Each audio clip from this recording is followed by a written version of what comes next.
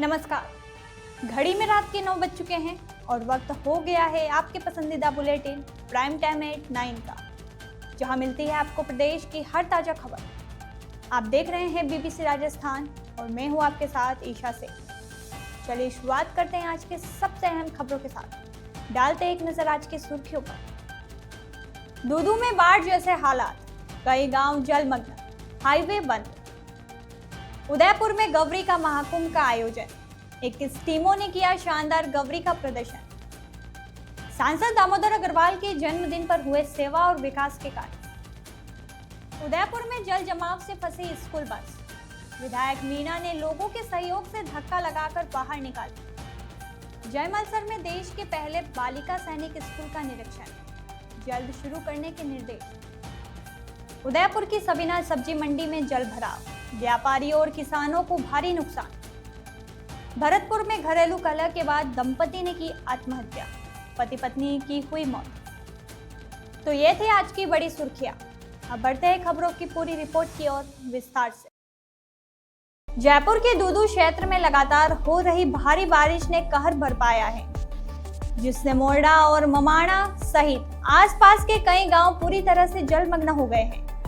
ममाणा बांध के टूटने से खेतों में खड़ी फसलें पूरी तरह तबाह हो गई है, जिससे किसानों को भारी नुकसान हुआ है।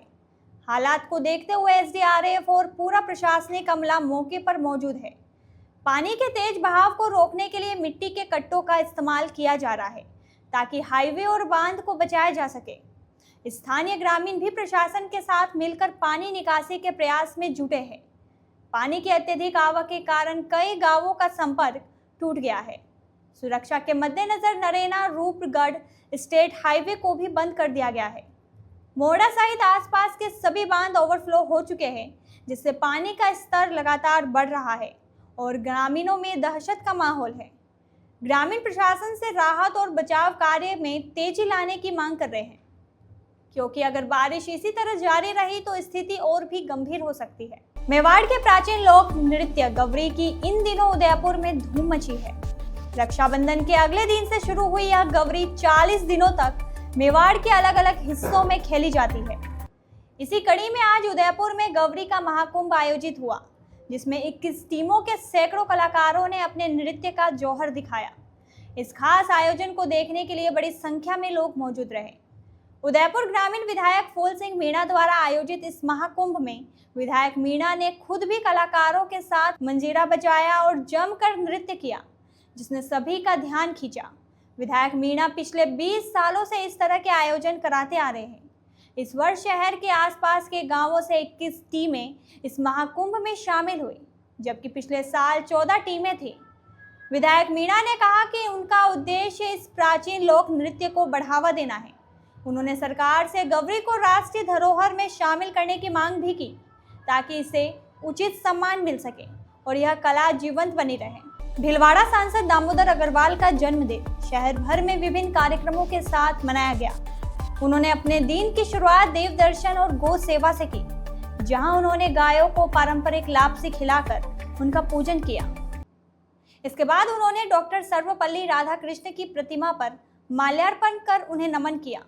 सुबह से ही उनके निवास पर सैकड़ों शुभचिंतक और कार्यकर्ता उन्हें जन्मदिन की शुभकामनाएं देने के लिए पहुंचे। इस अवसर पर अक्षय सेवा संस्थान ने महात्मा गांधी अस्पताल परिसर में 500 मोतियाबिंद पीड़ितों के निःशुल्क ऑपरेशन कराने का संकल्प लिया। इसके अलावा भीलवाड़ा के लंबे समय से प्रतीक्षित सपने को साकार करते हुए एमटीएम से पांडु के नाले तक 100 फीट सड़क का शिलान्यास किया गया। सांसद ने बताया कि वह इस परियोजना के लिए पिछले 1 साल से प्रयास कर रहे थे। इस सड़क के बनने से शहरवासियों को एक सुगम मार्ग मिलेगा। शिलान्यास समारोह में स्थानीय विधायक गण, महापौर राकेश पाठक, भाजपा के पूर्व जिला अध्यक्ष लादूलाल तेली, जिला कलेक्टर जसमीत सिंह संधू और एसपी धर्मेंद्र सिंह यादव सहित कई गणमान्य लोग उपस्थित रहे। सांसद ने पीस पार्क में अपनी मां के नाम एक पौधा भी लगाया और कहा कि यह पौधा समाज को छाया और एक महत्वपूर्ण संदेश देगा। अग्रवाल उत्सव भवन में उन्होंने शुभचिंतकों और कार्यकर्ताओं से मुलाकात की।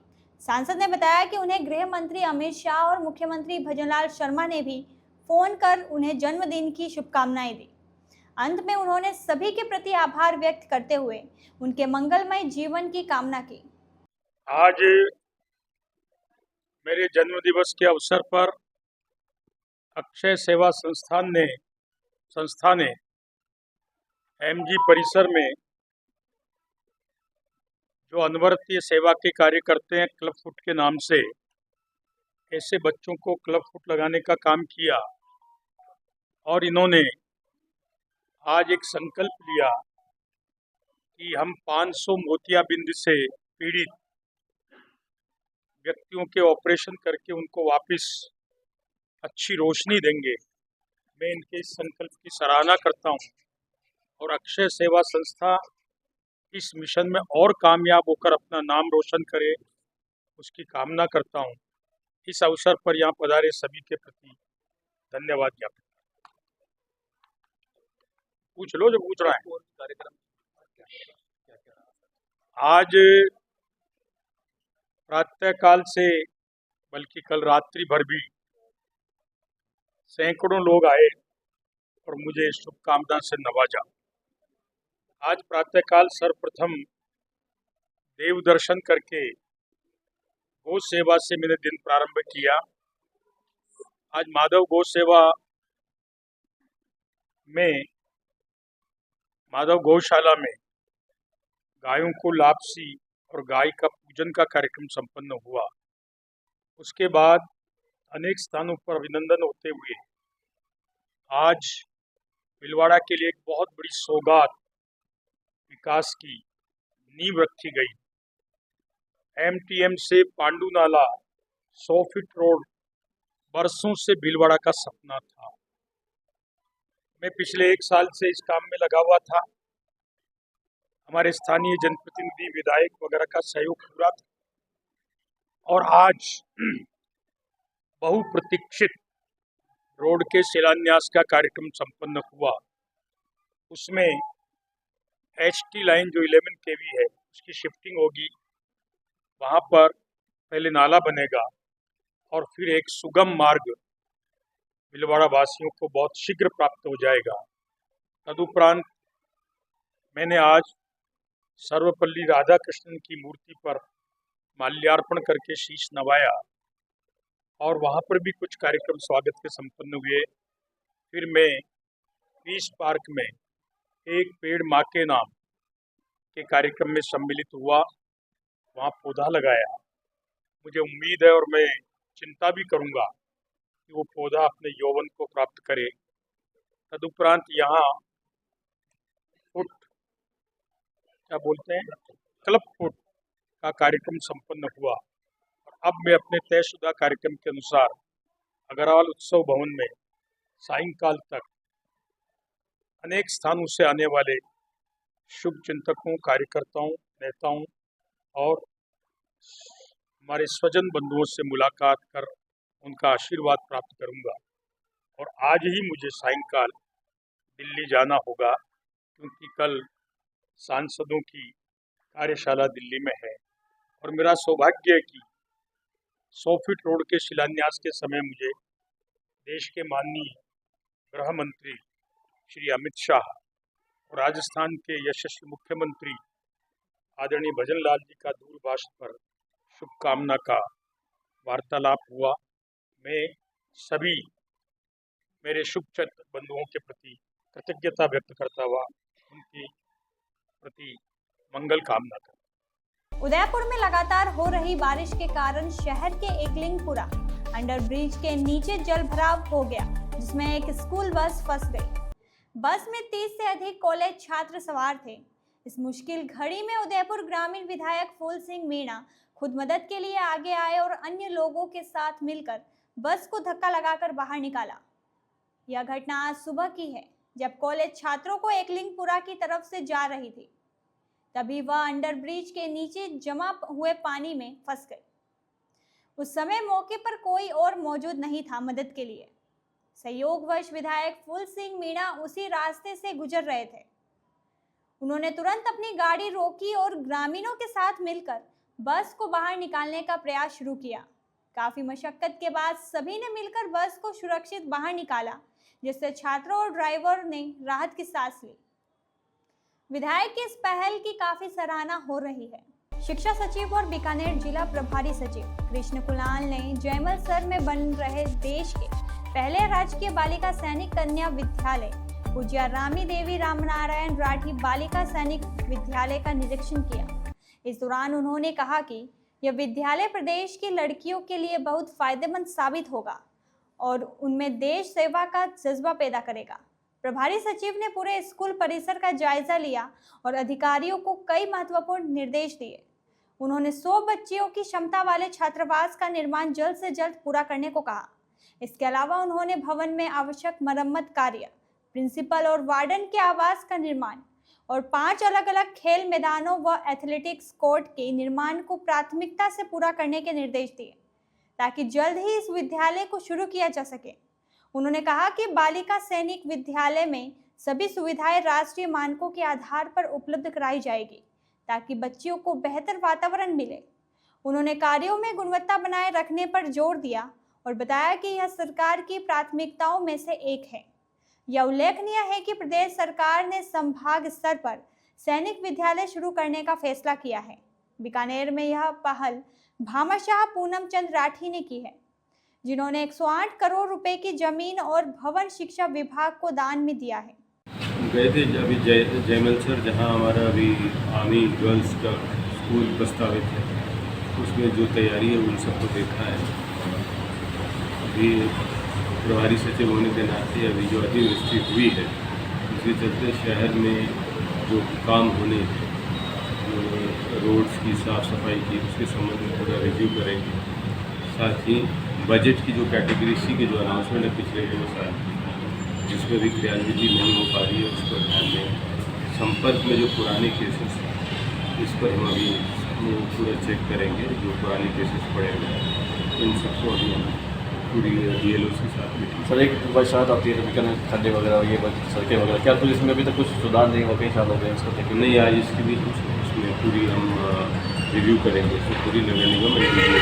सर, अभी आप गजनेर रोड से आए हो, कभी 1 महीने से सिविल लाइन से हो गया है, अभी तक कोई उसका समाधान नहीं हुआ है। आपने देखा होगा उसी रोड पे पुल से नीचे की साइड वो अभी चेक करेंगे। ठीक है। मौसम विभाग के अलर्ट के अनुसार उदयपुर में सुबह से ही मध्यम दर्जे की बारिश हो रही है, जिसने एक बार फिर संभाग की सबसे बड़ी सवीना सब्जी मंडी में मुश्किलें खड़ी कर दी है। मानसून के इस सीजन में यह 5वीं बार है कि जब मंडी में जलभराव की स्थिति बनी है, जिससे किसानों और व्यापारियों के लिए व्यापार करना मुश्किल हो गया है। सब्जी मंडी व्यापार मंडल के अध्यक्ष ने बताया कि मंडी में पानी की निकासी की उचित व्यवस्था नहीं है। इस समस्या को लेकर प्रशासन को कई बार अवगत कराया गया है, लेकिन अब तक कोई ठोस कार्रवाई नहीं हुई। पानी दुकानों के अंदर घुस जाता है, जिससे कारोबार करना असंभव हो जाता है। व्यापार करने आए किसानों ने भी अपनी परेशानी साझा करते हुए कहा कि जलभराव के कारण उन्हें भारी नुकसान उठाना पड़ रहा है। मंडी में आने वाली सब्जियां और फल पानी में भीगने से खराब हो जाते हैं, जिससे उनकी मेहनत बर्बाद हो जाती है।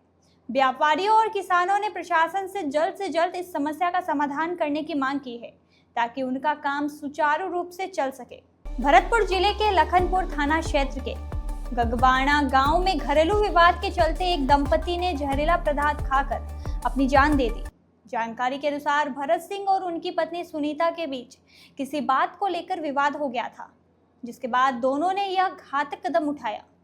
पड़ोसियों ने जब शोर सुना तो वे मौके पर पहुंचे और दोनों को तुरंत अस्पताल लेकर गए। इलाज के दौरान पहले सुनीता की मौत हुई और करीब 1 घंटे बाद भरत सिंह ने भी दम तोड़ दिया।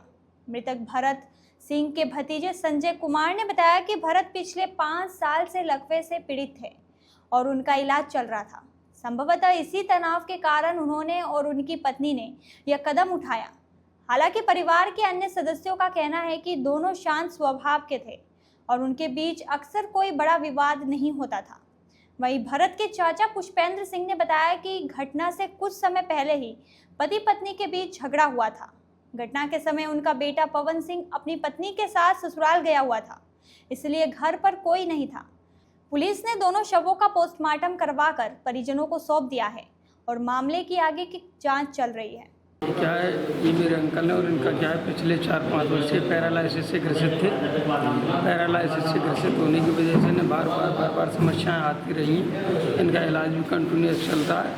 कहीं मानसिक असर हो सकता है किसी भी तरीके से, और कोई छोटा सोच के इन्होंने कहीं कोई ऐसा कदम उठा लिया है।